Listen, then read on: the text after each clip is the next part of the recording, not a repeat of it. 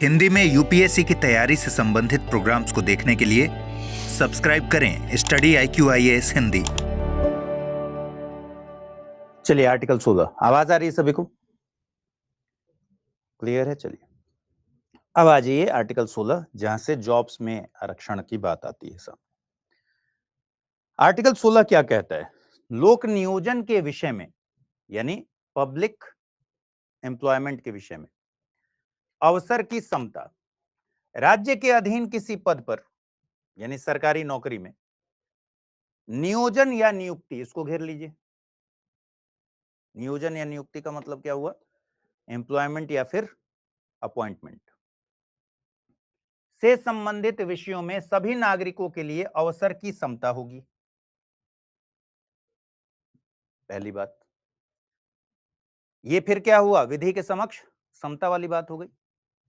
भाई राज्य के अधीन नियोजन या नियुक्ति में, एम्प्लॉयमेंट या फिर अपॉइंटमेंट में सभी नागरिकों के लिए अवसर की समता होगी, यानी सरकारी नौकरी में सभी के लिए अवसर की समता होगी। और नागरिकों को ध्यान रखिए, यहां क्या घेर लेना है? 16 भी नागरिकों के लिए बात करता है, सभी नागरिकों के बारे में बात करता है। राज्य के अधीन 16(2) क्या कहता है? राज्य के अधीन किसी नियोजन या पद के संबंध में केवल धर्म, मूलवंश, जाति, लिंग, उद्भव, जन्मस्थान, निवास या इनमें से किसी के आधार पर न तो कोई नागरिक अपात्र होगा और न ही उससे विभेद किया जाएगा। तो अभी हमने 15 में देखा कि 5 आधार दिए गए थे। 5 आधार कौन कौन से थे? धर्म, जाति,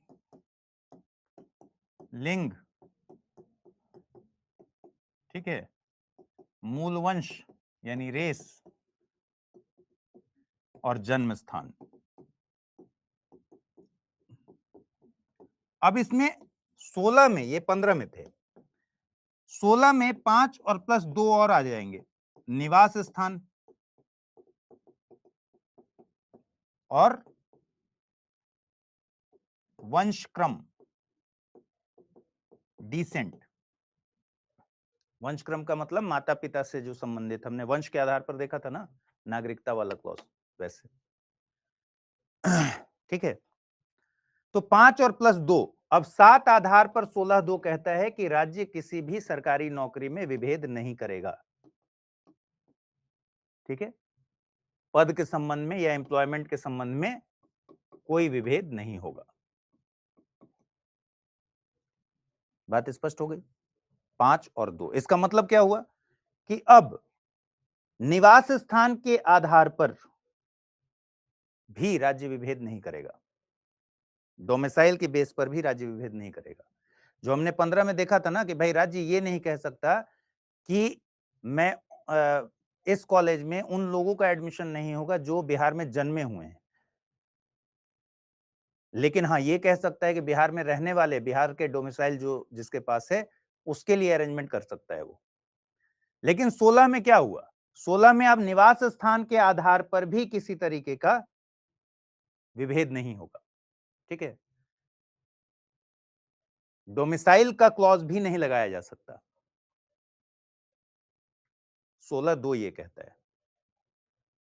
ठीक है, अब आ जाइए 16(3), इस अनुच्छेद की कोई बात संसद को कोई ऐसी विधि बनाने से निवारित नहीं करेगी जो किसी राज्य या संघ राज्य क्षेत्र की सरकार यानी स्टेट और यूटी की गवर्नमेंट को या उसमें से किसी स्थानीय या अन्य प्राधिकारी के अधीन, जो राज्य की परिभाषा में था ना वो सारा, किसी वर्ग या वर्गों के पद पर नियोजन या नियुक्ति के संबंध में ऐसे नियोजन या नियुक्ति से पहले उस राज्य या संघ राज्य क्षेत्र के भीतर निवास विषयक कोई अपेक्षा विहित करती है। मतलब 16(3) सीधे सीधे डोमिसाइल के क्राइटेरिया लगाने के लिए 16(3) अनुमति देता है कि संसद कोई लॉ बना सकता है। ध्यान दीजिए, कौन बना सकता है? यहां ये नहीं कह रहा है कि राज्य को निवारित नहीं किया जाएगा, संसद को विधि बनाने से निवारित नहीं करेगी। इसका मतलब क्या है? संसद ऐसा लॉ बना सकती है और किसी भी स्टेट या यूटी के लिए डोमिसाइल क्राइटेरिया को उसमें रख सकती है।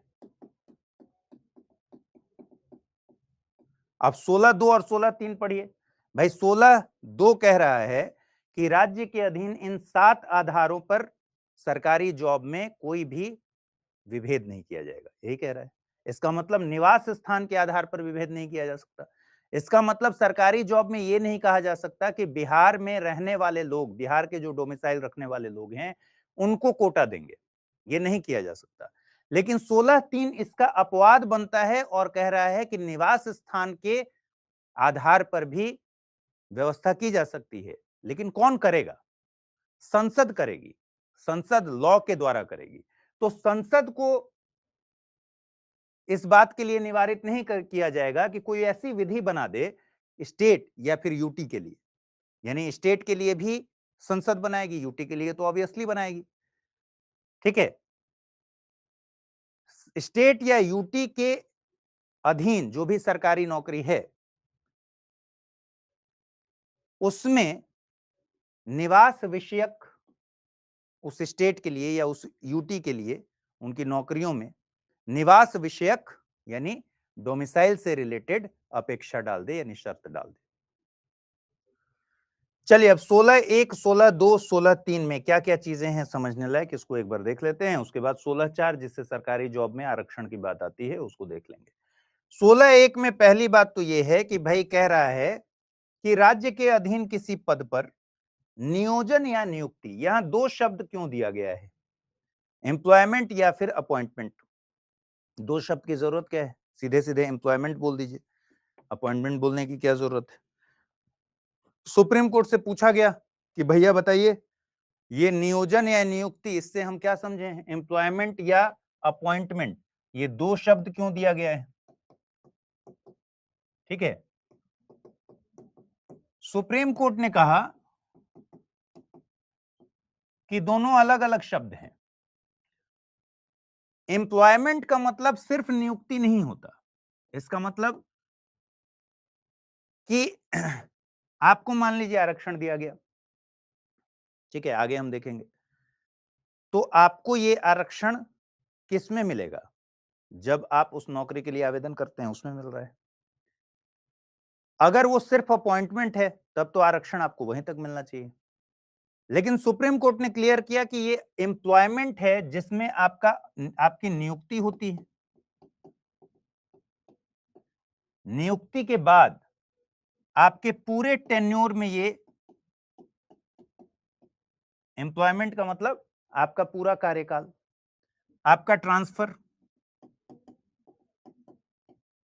ठीक है, आपके प्रमोशन, आपके पेंशन, वेतन, भत्ता, ये सब कुछ एम्प्लॉयमेंट में शामिल है, सिर्फ और सिर्फ नियुक्ति नहीं है। ठीक है, ये सब कुछ एम्प्लॉयमेंट के अधीन है, अंदर है। तो सुप्रीम कोर्ट ने ये क्लियर किया एक मामले में कि भैया एम्प्लॉयमेंट का मतलब तो आपकी नियुक्ति से लेकर और आपके रिटायरमेंट तक सब कुछ है। उसमें आपका प्रमोशन भी है, ट्रांसफर भी है, पेंशन भी है, आफ्टर रिटायरमेंट जो पेंशन मिलता है वो भी है। ठीक, तो 16(1) में जो बात कही गई है, 16(1) में कहा गया है कि सभी नागरिकों के लिए अवसर की समता होगी किसी भी सरकारी पद पर एम्प्लॉयमेंट या फिर अपॉइंटमेंट के मामले में। दूसरी बात, राज्य के अधीन 7 आधार बताए गए हैं कि राज्य के अधीन सरकारी नौकरी में, राज्य के अधीन मतलब सरकारी नौकरी में 5+2, 5 पहले वाले धर्म, जाति, लिंग, जन्म स्थान और मूल वंश, और +2 और निवास स्थान और वंशक्रम, डिसेंट और निवास स्थान, इनके आधार पर किसी भी तरीके का विभेद राज्य नहीं करेगा। इसका मतलब यह हुआ कि एजुकेशनल इंस्टीट्यूशंस में हमने जो देखा था कि भाई डोमिसाइल बेस्ड तो रेसिडेंट को लेकर वहां हो सकता है भेदभाव, क्योंकि वहां के क्लॉज में निवास नहीं लिखा गया है, लेकिन यहां अब निवास लिख दिया गया है। तो सरकारी नौकरी में इसके आधार पर भेदभाव नहीं हो सकता। लेकिन 16(3) इसका अपवाद है। जैसे हमने 15(1), 15(2) देखा था और 15(3) में देखा था कि महिलाओं और बच्चों के लिए स्पेशल प्रोविजन राज्य कर सकता है। वैसे ही 16(1), 16(2) में तो हमने क्या देखा, विधि के समक्ष समता, लेकिन 16(3) विधियों का समान संरक्षण शुरू हो जाएगा। 16(3) में आइएगा तो 16(3) कहता है कि भाई संसद ऐसा लॉ बना सकती है राज्य या यूटी के लिए, ठीक है, लेकिन सिर्फ संसद बना सकती है, राज्य का विधानमंडल नहीं बना सकता। ध्यान रखिए, इसका मतलब हुआ कि राज्य का विधानमंडल नहीं, राज्य अपने यहां से असेंबली से पास करा के ये प्रोविजन नहीं कर सकता कि मैं डोमिसाइल के बिहाफ पर कोई आरक्षण की व्यवस्था दी जाएगी, लेकिन संसद ऐसी व्यवस्था बना सकती है, ठीक है।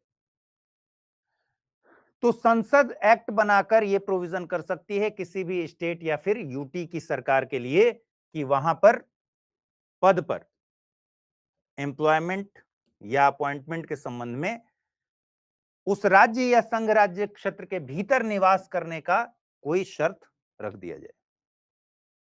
और अभी आंध्र प्रदेश और तेलंगाना, इन दो राज्यों के लिए ये एक्ट बना हुआ है। अभी के डेट में डोमिसाइल रिलेटेड प्रोविजन सिर्फ आंध्र और तेलंगाना में है, ठीक है। अब आ जाइए आर्टिकल 16(4). चलिए, तो 16(1), 16(2), 16(3), इसमें क्या क्या बातें हैं इसको एक बार देख लीजिए। 16 में क्या बातें हैं? आर्टिकल 16 का 1 कहता है कि राज्य किसी भी नागरिक के साथ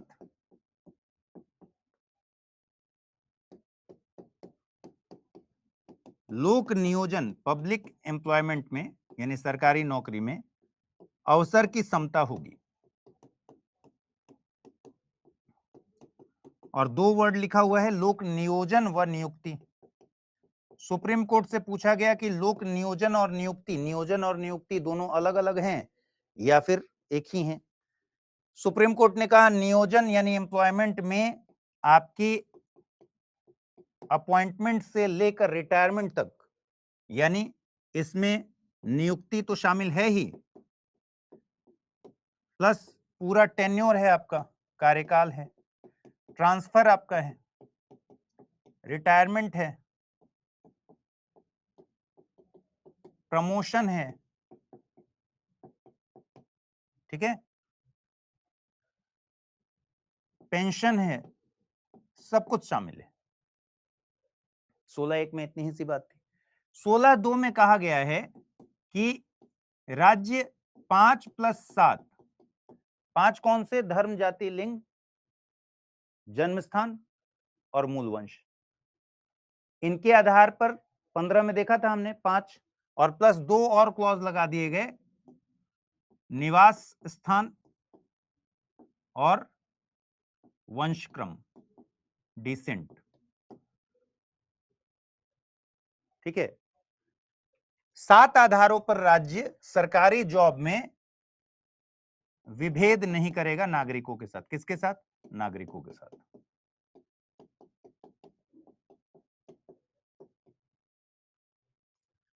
ठीक। लेकिन 16(3) इसका अपवाद बताता है, और यह अपवाद है निवास के बारे में।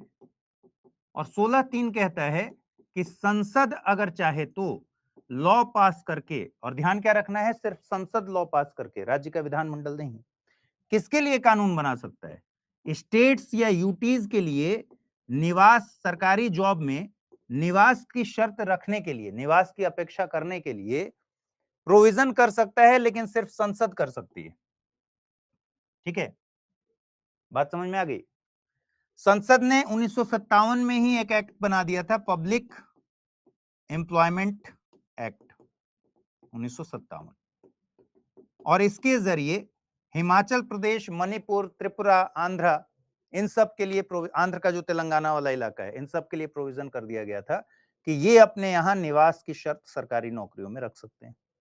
बाद में क्या हुआ, मणिपुर, त्रिपुरा और हिमाचल को निकाल दिया गया, और आज की तारीख में ये प्रोविजन जो संसद का एक्ट है वो सिर्फ और सिर्फ आंध्र और तेलंगाना के लिए, यानी आंध्रा और तेलंगाना अपने लिए विशेष प्रोविजन निवास का करके रखे हुए हैं, लेकिन किसने पास किया है? संसद ने पास किया है। ठीक है, बात समझ में आ गई? फिर आ जाइए 16(4), जिससे सरकारी नौकरी में आरक्षण की पूरी बात होती है। इस अनुच्छेद की कोई बात राज्य को पिछड़े हुए नागरिकों के किसी वर्ग के पक्ष में, पिछड़े हुए नागरिकों के किसी वर्ग के पक्ष में मतलब जितने भी बैकवर्ड क्लासेस हैं, जिसमें एससी एसटी भी आ जाएंगे, ठीक है, जिनका प्रतिनिधित्व राज्य की राय में राज्य के अधीन सेवाओं में पर्याप्त नहीं है, इसको हाईलाइट कर लीजिए। ठीक है, नियुक्तियों व पदों के आरक्षण के लिए, आरक्षण वर्ड आ गया सरकारी नौकरी में, उपबंध करने से निवारित नहीं करेगी। अब 16(4) सीधे सीधे आरक्षण यहां से आपका निकलता है और कह रहा है कि राज्य पिछड़े हुए नागरिकों के पक्ष में, किसी भी वर्ग के पक्ष में, जिनका प्रतिनिधित्व राज्य की राय में राज्य के अधीन सेवाओं में पर्याप्त नहीं है, सिर्फ उनके लिए, सिर्फ उन वर्गों के लिए जिसके बारे में राज्य की राय में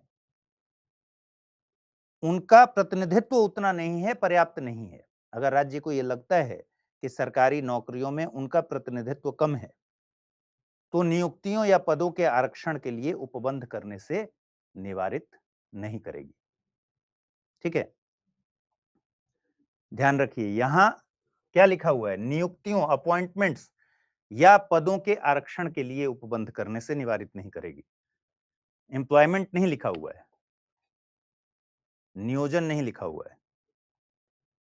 ठीक है, तो अपॉइंटमेंट के लेवल पर पद के आरक्षण के लिए मनाही नहीं कर सकती, मनाही नहीं किया जा सकता है राज्य को। ठीक है, ये 16(4) कहता है। ठीक है, तो सीधे सीधे 16(4) आरक्षण के प्रोविजंस करता है। आरक्षण के प्रोविजन जब करता है तो आपको पता है आज की तारीख में किसको किसको आरक्षण मिल रहे हैं?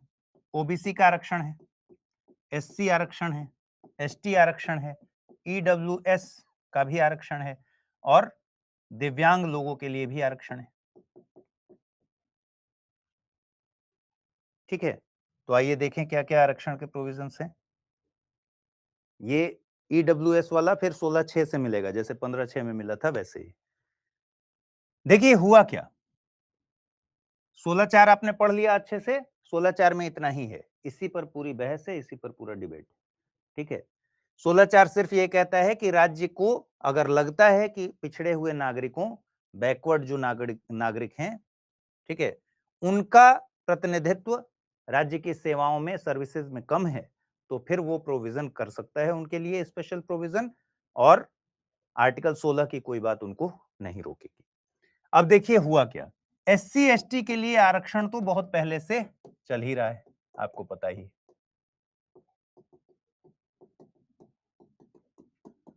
मामला कहां गड़बड़ हुआ? 1979 में एक आयोग बनाया गया, मंडल कमीशन, मंडल आयोग।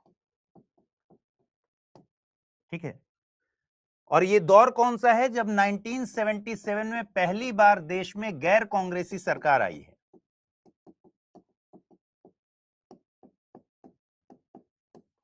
ठीक है, तो वीपी मंडल की अध्यक्षता में एक कमीशन बनाया गया, मंडल कमीशन, और मंडल कमीशन से इस प्रश्न पर विचार करने के लिए बोला गया कि भाई एससी एसटी के अलावा भी क्या कोई बैकवर्ड क्लास हैं जिनको आरक्षण की जरूरत है?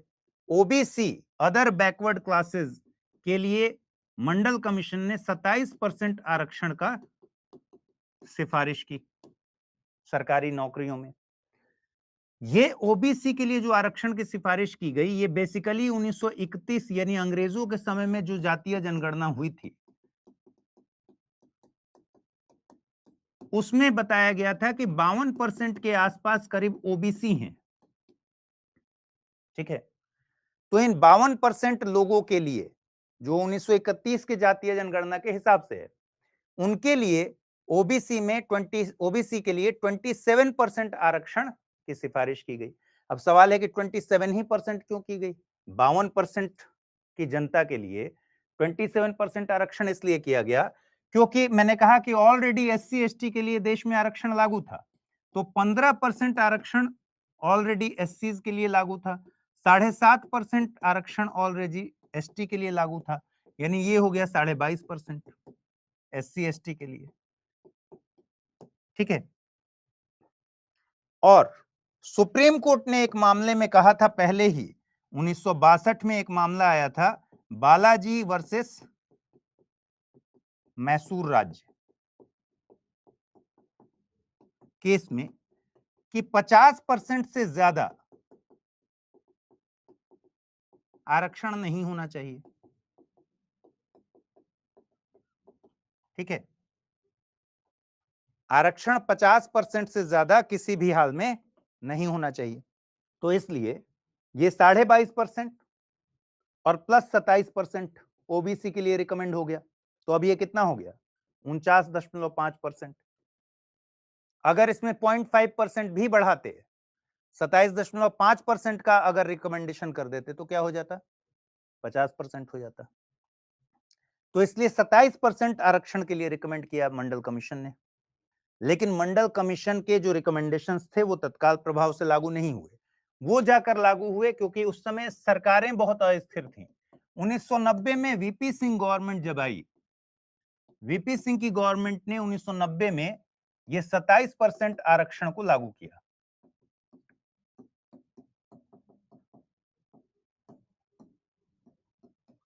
अब सोचिए 27% आरक्षण लागू हो गया, इसका मतलब क्या हुआ, पहले से 22.5% जो आरक्षण लागू था, ठीक है, तो 22.5 और 7.5 30 और 70 100, यानी 77.5% सीट्स अनरिजर्व्ड थी। ठीक है, और अब क्या स्थिति बन गई,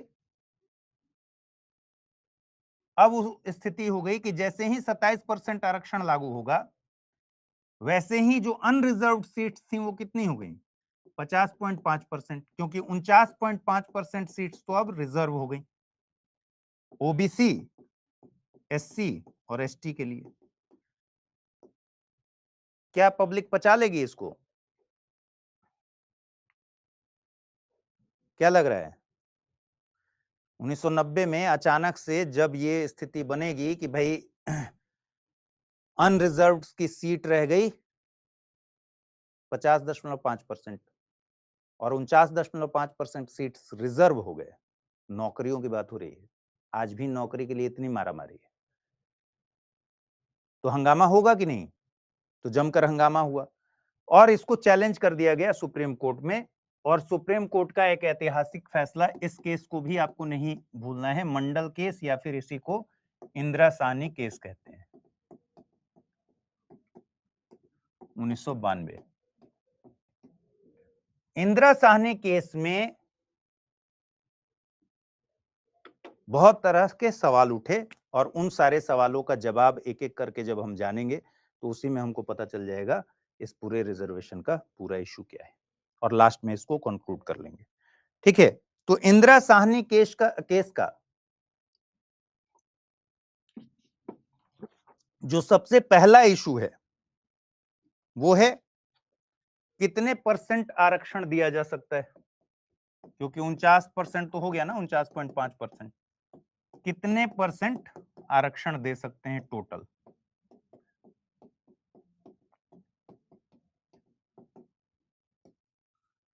इंदिरा साहनी केस में सुप्रीम कोर्ट ने कहा कि भाई बालाजी केस वर्सेस मैसूर, मैंने आपको बताया कि बालाजी वर्सेस मैसूर 1962 का केस था, जिसमें सुप्रीम कोर्ट ने पहले ही 50% की कैपिंग तय कर दी थी कि 50% से ज्यादा रिजर्वेशन नहीं दिया जा सकता। ठीक है, इंदिरा साहनी केस में सुप्रीम कोर्ट ने कहा कि 50% से ज्यादा रिजर्वेशन नहीं दिया जा सकता। ठीक है,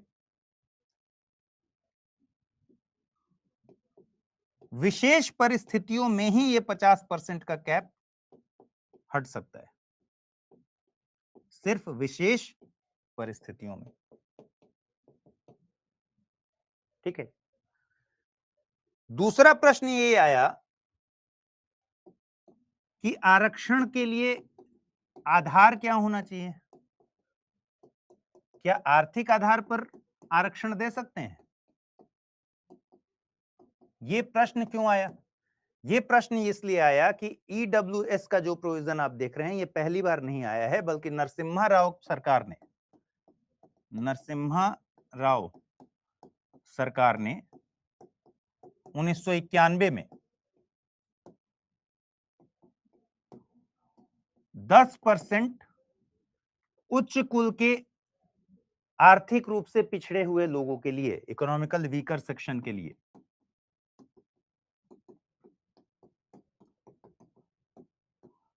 10% का रिजर्वेशन दिया था। ठीक है। संविधान में संशोधन करा के नहीं दिया था, एग्जीक्यूटिव ऑर्डर से दिया था, कार्यपालिका के सरकार के आदेश से दिया था।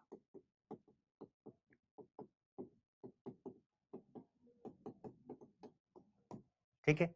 इंदिरा साहनी केस में पूछा गया कि भैया ये जो 10% आरक्षण दिया गया है ईडब्ल्यूएस का, तो अब तो ये आरक्षण दरअसल 49.5% ना होकर 59.5% हो गया। पहली बात। दूसरी बात है कि संविधान में सामाजिक आधार पर, सामाजिक और शैक्षणिक आधार पर पिछड़े हुए जो बैकवर्ड क्लासेस हैं, एससी एसटीज, इनको दिया जाता है रिजर्वेशन। ये तो आर्थिक आधार पर है, तो क्या आर्थिक आधार पर दिया जा सकता है? इंदिरा साहनी ने कहा बिल्कुल भी, इंदिरा साहनी केस में कहा गया कि बिल्कुल भी नहीं दिया जा सकता। तो 1992 का इंदिरा साहनी जजमेंट क्या कहता है? दो बातें। आर्थिक आधार पर तो आरक्षण दिया ही नहीं जा सकता, क्योंकि संविधान आर्थिक आधार पर आरक्षण की व्यवस्था नहीं करता। ठीक है, नहीं दे सकते। और दूसरी बात, 50% से ज्यादा आरक्षण नहीं होगा। ठीक है, सिर्फ विशेष परिस्थितियों में होगा। यहां तक बात समझ में आ गई या नहीं आई? इन दो प्रश्नों का जवाब इंदिरा साहनी केस में क्या मिला, समझ में आ गया?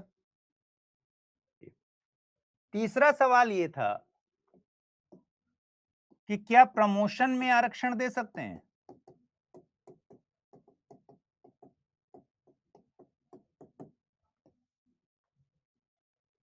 क्योंकि अभी तक सुप्रीम कोर्ट का जो रुख था वो नियुक्ति को मानता था कि एम्प्लॉयमेंट के भीतर सब कुछ है, यानी एम्प्लॉयमेंट में प्रमोशन भी शामिल है। इसलिए अगर एम्प्लॉयमेंट में आरक्षण की व्यवस्था हो रही है या है, तो भी प्रमोशन में भी आरक्षण दिया जा सकता है। इंदिरा साहनी केस में सुप्रीम कोर्ट का मत बदल गया और इंदिरा साहनी केस में सुप्रीम कोर्ट ने कहा प्रमोशन में आरक्षण नहीं दिया जा सकता।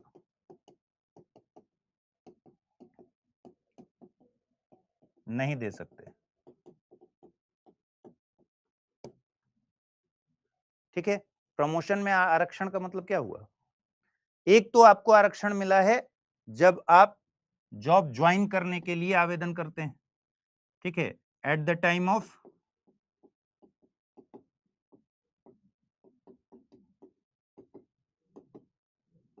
ज्वाइनिंग, ना कह के ज्वाइनिंग के पहले के जो प्रोसेस हैं, जैसे आप यूपीएससी का एग्जाम भरेंगे, यूपीएससी का एग्जाम देने के लिए, तो उसमें आप आरक्षण का फायदा उठा सकते हैं। उसके बाद आप सर्विस में चले गए, आप हो गए आईएएस। ए व्यक्ति हैं जो आईएएस बन गए और बी व्यक्ति है जो मान लीजिए एससी कम्युनिटी से बिलोंग करता है। ठीक है, ये भी आईएएस बना सेम टाइम पर। आप अनरिजर्व्ड हैं और ये सीट रिजर्व्ड है। ठीक है, कोटा है। तो एक तो हो गया कि चलिए यहां पर नियुक्ति हो गई, बात खत्म हो गई, रिजर्वेशन का मामला खत्म हो गया। लेकिन अब आपका प्रमोशन होना है, आप 5 साल नौकरी कर लीजिए, लेट से कर लिए, और ये भी 5 साल नौकरी कर लिए, इनका प्रमोशन हो गया और ये एक ग्रेड ऊपर चले गए। ठीक है, प्रमोशन हो गया। अगर इनको प्रमोशन में भी आरक्षण की सुविधा मिली है, इनको कहा गया कि अभी तुम्हारा प्रमोशन होने में टाइम लगेगा, ठीक है, इनका प्रमोशन नहीं हुआ है अभी, ठीक है। क्यों कहा गया ऐसा? क्योंकि जो इक्वेशंस बन रहे थे वहां प्रमोशन में जो रिजर्वेशन के इक्वेशन बन रहे थे वो इसको अपलिफ्ट कर रहा था प्रमोटेड जगह पर। वहां सीट इनके लिए वैकेंट था और रिजर्वेशन था, तो इनका हो गया। इनका अभी टेन्योर ही नहीं हुआ है कि ये अभी प्रमोट होंगे, ठीक। तो प्रमोशन के लेवल पर भी आरक्षण की सुविधा क्या दी जानी चाहिए, यही तो सवाल था। इंदिरा साहनी केस ने कहा कि भाई प्रमोशन में आरक्षण नहीं दिया जा सकता, और इसी वजह से प्रमोशन में आरक्षण नहीं दिए जाने की वजह से ही 16(4) के बाद एक और अनुच्छेद जोड़ा गया जिसको कहते हैं 16(4) क। आइए देखते हैं 16(4) क में क्या है, उसके बाद आगे बढ़े। 16(4) क कहता है कि इस अनुच्छेद की कोई बात राज्य को अनुसूचित जातियों और अनुसूचित जनजातियों के पक्ष में, तो पहला चीज नोट कीजिए, सिर्फ एससी और एसटीज की बात हो रही है, ओबीसी को प्रमोशन में आरक्षण नहीं मिलता। जिनका प्रतिनिधित्व राज्य की राय में राज्य के अधीन सेवाओं में पर्याप्त नहीं है, राज्य के अधीन सेवाओं में किसी वर्ग या वर्गों के पदों पर, इसको छोड़ दीजिए, अभी प्रोन्नति के मामले में, प्रमोशन के मामले में आरक्षण के लिए उपबंध करने से निवारित नहीं करेगा, ठीक है। फिर से पढ़िए, 16 की कोई भी बात एससी एसटीज के पक्ष में राज्य के अधीन सेवाओं में अगर राज्य को लग रहा है कि उनका प्रतिनिधित्व कम है, पर्याप्त प्रतिनिधित्व नहीं है, तो प्रमोशन के मामले में भी आरक्षण के लिए उपबंध करने से राज्य को नहीं रोकेगा। यानी 16(4) क जो है वो प्रमोशन में आरक्षण की बात करता है, ठीक है। यहां तक बात समझ में आई? तो भाई ये सीए कब आता है भाई? कब आता है सीए? कोर्ट के वर्डिक्ट को जनरली काउंट करने के लिए क्या किया जाता है? सीए आता है। और इंदिरा साहनी केस में क्या किया गया? प्रमोशन में आरक्षण पर कहा गया कि प्रमोशन में आरक्षण नहीं दिया जा सकता। इंदिरा साहनी केस कब का है? 1992 का। प्रमोशन में आरक्षण को बताया गया कि क्यों नहीं दिया जा सकता, इसके लिए कहा गया कि 16(4) को आर्टिकल 335 के साथ मिलाकर पढ़ना होगा, अकेले नहीं, ठीक है। और 335 क्या कहता है? सेवाओं और पदों के लिए अनुसूचित जातियों और जनजातियों के दावे संघ या फिर किसी राज्य के कार्यकलाप से संबंधित सेवा और पदों, यानी सेंट्रल गवर्नमेंट की नौकरी हो या फिर स्टेट गवर्नमेंट्स की नौकरी हो, वहां नियुक्तियां करने में, अपॉइंटमेंट करने में अनुसूचित जाति और अनुसूचित जनजाति के सदस्यों के दावों का प्रशासन की दक्षता बनाए रखने की संगति के अनुसार ध्यान रखा जाएगा। 335 ये कहता है कि भैया एससी एसटीज के दावों को इस तरह से ध्यान रखना पड़ेगा कि एससी एसटीज को जो आरक्षण हम दे रहे हैं वो प्रशासन की कुशलता ना खराब हो जाए, प्रशासन की दक्षता को बनाए रखना पड़ेगा। तो दोनों के बीच एक संतुलन बना के रखना पड़ेगा। एससी एसटीज के आरक्षण के जो प्रोविजंस हैं वो इस तरह से करने होंगे कि उसका इंपैक्ट कहीं एडमिनिस्ट्रेशन की दक्षता पर ना पड़ जाए, ठीक है।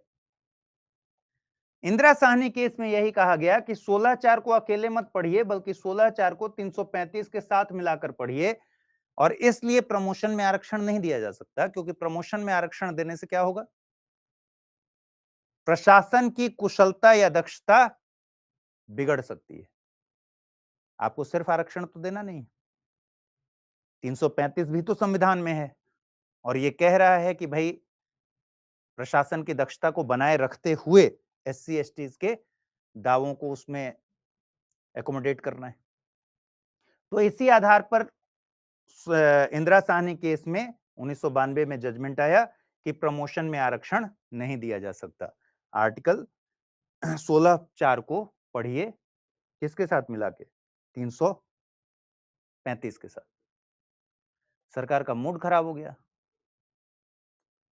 वही होता है जो 77वां संविधान संशोधन आ गया 1995 में, और 77वें संविधान संशोधन के जरिए 16(4) क जोड़ दिया गया।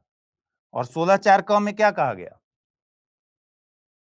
कि प्रमोशन में आरक्षण की व्यवस्था SC STs के लिए की जा सकती है। ध्यान रखिए, क्या है, SC STs के लिए प्रमोशन में आरक्षण। प्रमोशन में आरक्षण OBC के लिए नहीं, ठीक है। और साथ ही 335 में भी बदलाव किया गया। 335 में परंतु एक जुड़वा दिया गया। इस अनुच्छेद की कोई बात अनुसूचित जातियों और अनुसूचित जनजातियों के सदस्यों के पक्ष में संघ या राज्य के कार्यकलाप से संबंधित सेवाओं, यानी सरकारी जो केंद्र और राज्य की नौकरियां हैं, या पदों में प्रोन्नति के मामलों में आरक्षण के लिए किसी परीक्षा में अर्हक अंकों में छूट देने या मूल्यांकन के मानकों को घटाने के लिए उपबंध करने से निवारित नहीं करेगी। कुल मिलाकर यह है कि प्रमोशन में आरक्षण से इस अनुच्छेद की कोई भी बात नहीं रोकेगी, ठीक है। 335 की कोई भी बात उसमें बाधा नहीं बनेगी, ठीक है। और यह किया गया 82वें संविधान संशोधन अधिनियम 2000 से। ये सब आपको याद नहीं रखना, बस जो महत्वपूर्ण चीजें हैं वही याद रखना है। चंपकई दुराई राजन याद रखना है, PA इनामदार केस याद रखना है, इंदिरा साहनी तो हर हाल में याद रखना है, ठीक है।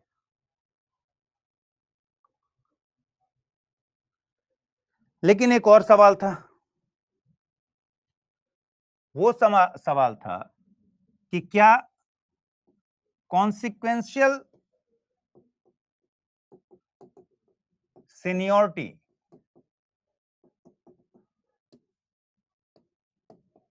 पारिणामिक ज्येष्ठता, जिसको हम लोगों ने छोड़ दिया था ना, आइए उसको पढ़ लेते हैं। देखिए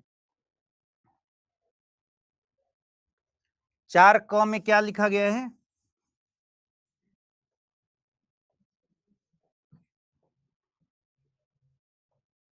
फिर से पढ़िए 4(क) को। इस अनुच्छेद की कोई बात राज्य को अनुसूचित जातियों और अनुसूचित जनजातियों के पक्ष में जिनका प्रतिनिधित्व राज्य की राय में कम है सेवाओं में किसी वर्ग या वर्ग के पदों पर पारिणामिक ज्येष्ठता सहित प्रोन्नति के मामलों में। अब ये पारिणामिक ज्येष्ठता सहित प्रोन्नति के मामले क्या है? तो पारिणामिक ज्येष्ठता का मतलब क्या हुआ, कॉन्सिक्वेंशियल सीनियरिटी का मतलब क्या हुआ कि भाई A व्यक्ति और B व्यक्ति दोनों एक ही बैच के हैं, सेम बैच के हैं, ठीक है। एक रिजर्व्ड, एक अनरिजर्व्ड कोटा से गए, दोनों ने नौकरी शुरू की, मान लीजिए दोनों IAS हैं, दोनों ने साथ में नौकरी शुरू की। इन्होंने भी 5 साल की नौकरी कर ली, इन्होंने भी 5 साल की नौकरी कर ली, ठीक है। इनको प्रमोशन में आरक्षण मिला, ये प्रमोट हो गए। 5 साल के बाद लेट से ये बन गए सेक्रेटरी, ठीक है, इस पोजीशन पर चले गए, लेवल अप हो गया। ये अभी यही है, ये और 2 साल इंतजार किया इन्होंने, 2 साल इंतजार करने के बाद फाइनली ये भी बन गए सेक्रेटरी। इनको लगा टोटल 7 साल सेक्रेटरी बनने में और इनको लगा 5 साल सेक्रेटरी बनने में, ठीक। अब तो भाई दोनों सेक्रेटरी हो गए ना। अब सवाल है कि सीनियर कौन है, किसको होना चाहिए सीनियर? तो यही सवाल था, इसी को कहते हैं पारिणामिक ज्येष्ठता या फिर कॉन्सिक्वेंशियल सीनियरिटी। 2 कंडीशन हो सकते हैं, एक तो भाई अब ये दोनों ही एक रैंक पर आ गए, ठीक है, दोनों जब एक रैंक पर आ गए हैं तो सीनियरिटी का मामला ही नहीं है, दोनों सेम बैच के, अब बराबर हो गए। लेकिन प्रोविजन क्या है? प्रोविजन ये है कि ये 7 साल में यहां पहुंचे हैं और ये 5 साल में यहां पहुंच चुके हैं, यानी ये 2 साल ऑलरेडी सीनियर हैं इस पद पर, जबकि हैं दोनों सेम बैच के। तो इसको कहेंगे कि ये पारिणामिक ज्येष्ठता के हिसाब से है। बी की सीनियरिटी ज्यादा होगी क्योंकि इस पद पर ये 2 साल रह चुके हैं, ऑलरेडी पहुंच चुके थे 5 ही साल में, ठीक है। तो 85वां संविधान संशोधन जो किया गया 2001 में, 85वां संविधान संशोधन 2001, ये सब आपको याद नहीं रहेगा, मुझे भी याद नहीं रहता, इसलिए ध्यान रखिए, ये सारे छोटे छोटे संशोधन याद नहीं रहने, इससे कभी क्वेश्चन ऐसे नहीं पूछेगा। 85वां संविधान संशोधन अधिनियम 2001 के जरिए इसमें ये वाला वर्ड जोड़ दिया गया। 82वां संविधान संशोधन, सॉरी 77वां संविधान संशोधन अधिनियम से क्या जोड़ा गया? प्रमोशन में आरक्षण। और 85वां संविधान संशोधन अधिनियम से जोड़ दिया गया इसमें पारिणामिक ज्येष्ठता सहित, कॉन्सिक्वेंशियल सीनियरिटी सहित प्रोन्नति के मामलों में, यानी प्रमोशन में आरक्षण का प्रोविजन तो पहले कर दिया गया, लेकिन ये प्रमोशन कॉन्सिक्वेंशियल सीनियरिटी के साथ होगा, ये प्रोविजन कर दिया गया। अगला प्रश्न है कि भाई कैरी फॉरवर्ड रूल का क्या होगा? पहला हमने क्या देखा था, कितने परसेंट आरक्षण दे सकते हैं? कैपिंग बालाजी केस में ही 50% का लग गया था, इंदिरा साहनी केस में कहा गया कि 50% से ज्यादा नहीं होगा, विशेष परिस्थितियों में ही सिर्फ दे सकते हैं। दूसरा सवाल था आरक्षण के लिए आर्थिक आधार हो सकता है क्या? यह सवाल इसलिए आया कि नरसिम्हा राव सरकार ने 1991 में कार्यपालिका के आदेश के जरिए 10% आरक्षण की व्यवस्था कर दी थी ईडब्ल्यूएस के लिए। तो इंदिरा साहनी केस में कहा गया कि आर्थिक आधार पर आरक्षण असंवैधानिक है। क्यों? क्योंकि सामाजिक और शैक्षणिक आधार पर ही आरक्षण दिया जा सकता है।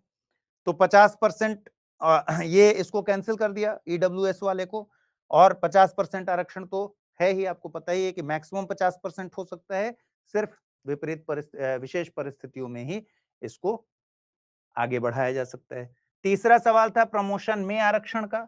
तो प्रमोशन में आरक्षण के केस में इंदिरा साहनी जजमेंट में सुप्रीम कोर्ट ने कहा कि 16(4) को हमेशा पढ़ना चाहिए 335 के साथ, और 335 कहता है कि एससी एसटी के आरक्षण के जो प्रोविजंस हैं उनको इस तरह से करना होगा ताकि प्रशासन की दक्षता मेंटेन रह सके, उस पर कोई नेगेटिव इंपैक्ट ना पड़े। तो सरकार ने उससे कम आउट करने के लिए, इसको निष्प्रभावी करने के लिए क्या किया? 1995 में 77वां संविधान संशोधन करा दिया, और 77वां संविधान संशोधन करा के 16(4) क जुड़वा दिया संविधान में ही, जिसमें प्रमोशन में आरक्षण की बात कर दी गई। ठीक है, बात स्पष्ट है? प्रमोशन में आरक्षण की बात लिखवा दी गई 16(4) क में। और एक और आधार क्या बताया गया था कि 335 के साथ मिलाकर पढ़ना होगा। तो 335 में भी अमेंडमेंट कराया गया 82वां संविधान संशोधन 2000, और उसमें क्या लिखवा दिया गया कि इस अनुच्छेद की कोई भी बात प्रमोशन में आरक्षण से नहीं रोकेगी।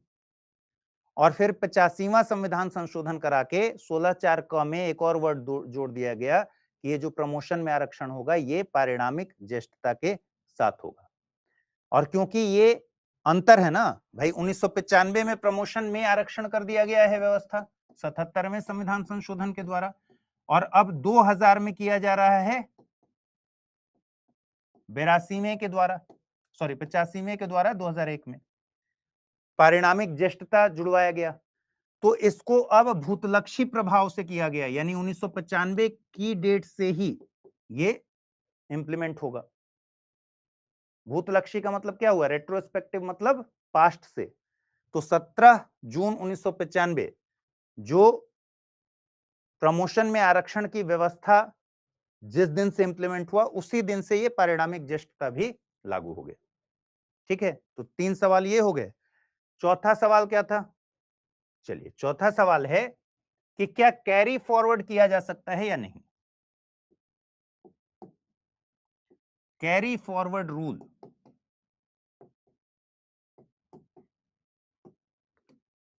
आरक्षण में रहेगा या हटेगा? इसका मतलब है कि पहले से चल रहा था। ठीक है, कैरी फॉरवर्ड का मतलब क्या हुआ? देखिए, सरकार क्या करती थी, एक प्रोसेस है कैरी फॉरवर्ड का। जैसे 100 वैकेंसी आई मान लीजिए 2023 में, ठीक है, इसमें से 50 वैकेंसी रिजर्व सीट के लिए थी। एग्जाम्पल ले रहे हैं, यहां आप परसेंटेज मत लगाने लगिएगा। और 50 अनरिजर्व्ड के लिए था। रिजर्व्ड सीट में से 30 ही भर पाया। ठीक है, कैंडिडेट ही नहीं मिले कि 20 भर पाए, तो 20 खाली रह गया। अब 2023 के बाद 2024 में फिर से वैकेंसी आई 100। ठीक है, अब जब 100 वैकेंसी आई तो ये 20 सरकार ने क्या किया, कैरी फॉरवर्ड कर दिया। 50 अनरिजर्व्ड के लिए थे प्लस 20 पिछले साल के आ गए यहां पर, और यहां तो 50 है ही। बात समझ में आ रही है ये वाली? भाई 50-50 मान लीजिए हिसाब के सहूलियत के लिए कि 50 रिजर्व के लिए था, 50 अनरिजर्व के लिए सीट्स थे 100 वैकेंसी में 2023 में। ठीक है, अब क्योंकि इसमें से 30 ही सीट भर पाए, 20 सीट भरे नहीं, तो इस 20 सीट को अगले साल जो वैकेंसी आएगी उसमें कैरी फॉरवर्ड कर देंगे, आगे बढ़ा देंगे। अगले साल भी वैकेंसी आई 100, 50 अनरिजर्व्ड के लिए, 50 रिजर्व्ड के लिए, तो ये 20 सीट जो रिजर्व्ड वाले बच गए थे पिछले साल के, ये इस साल आ गए 20 सीट कैरी फॉरवर्ड हो गए। यानी इस साल 70 सीट हो गए जो रिजर्व्ड के लिए हैं और 50 सीट अनरिजर्व के लिए। सुप्रीम, ये सरकार प्रैक्टिस कर रही थी, सुप्रीम कोर्ट से पूछा गया कि कैरी फॉरवर्ड संवैधानिक है कि नहीं। ठीक है, इंदिरा साहनी केस में ही पूछा जाएगा ऑब्वियसली। इंदिरा साहनी जजमेंट में सुप्रीम कोर्ट ने कहा कि कैरी फॉरवर्ड कर सकते हैं, कोई दिक्कत नहीं है।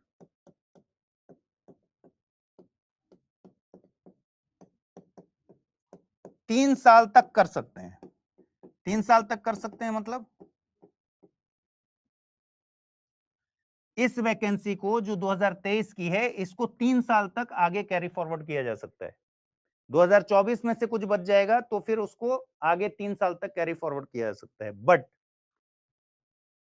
सुप्रीम कोर्ट ने कहा कि 50% वाला कैपिंग ध्यान रखना, कैरी फॉरवर्ड कर लो लेकिन 50% का कैपिंग नहीं गड़बड़ होना चाहिए। यानी टोटल आरक्षण किसी भी हाल में 50% से ज्यादा नहीं होना चाहिए। तो अब संकट हो गया। संकट क्या हुआ?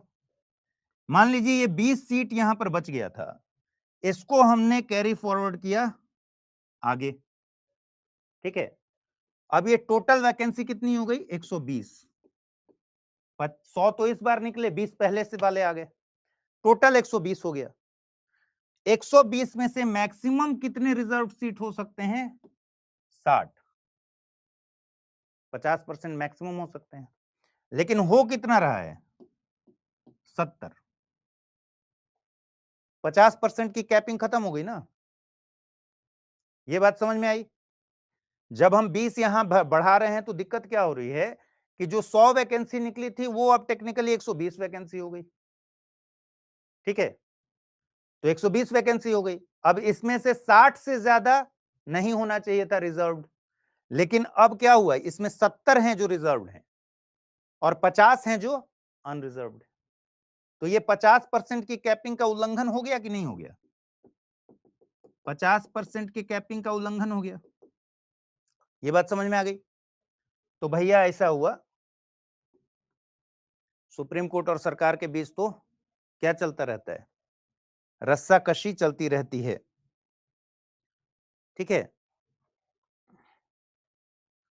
इस जजमेंट को निष्प्रभावी करने के लिए 81वां संविधान संशोधन कराया गया।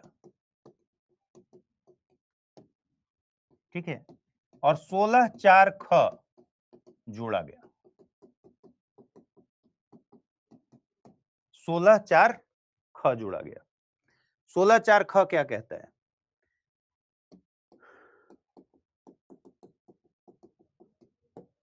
ठीक है, 81वां संविधान संशोधन अधिनियम 2000 में आया था। 16(4)ख यह कहता है कि इस अनुच्छेद की कोई बात राज्य को किसी वर्ष में किन्हीं न भरी गई ऐसी रिक्तियों को 4 या खंड 4क के अधीन किए गए आरक्षण के लिए किसी उपबंध के अनुसार उस वर्ष में भरी जाने के लिए आरक्षित हैं, किसी उत्तरवर्ती वर्ष या वर्षों में भरे जाने के लिए पृथक वर्ग की रिक्तियों के रूप में विचार करने से निवारित नहीं करेगी। मतलब क्या हुआ? मतलब ये हुआ कि भैया ये जो 20 हमने सीट्स देखे थे ना, यहां आ गया था, कैलकुलेशन कहां बिगड़ रहा था। अब ये 20 सीट्स यहां आ गए तो 50 20 70 और प्लस 50 कितना हुआ? 120। अब इस 120 में से 70 सीट्स हो गए जो रिजर्व है। 16(4)ख में कहा गया कि ये गलती मत करो, संविधान में लिखवा दिया गया कि ये 85 सीट है रिजर्व्ड के लिए और ये 50 सीट है अनरिजर्व्ड के लिए। ये जो 20 सीट कैरी फॉरवर्ड होके आएगा ये अलग है, अलग वर्ग है।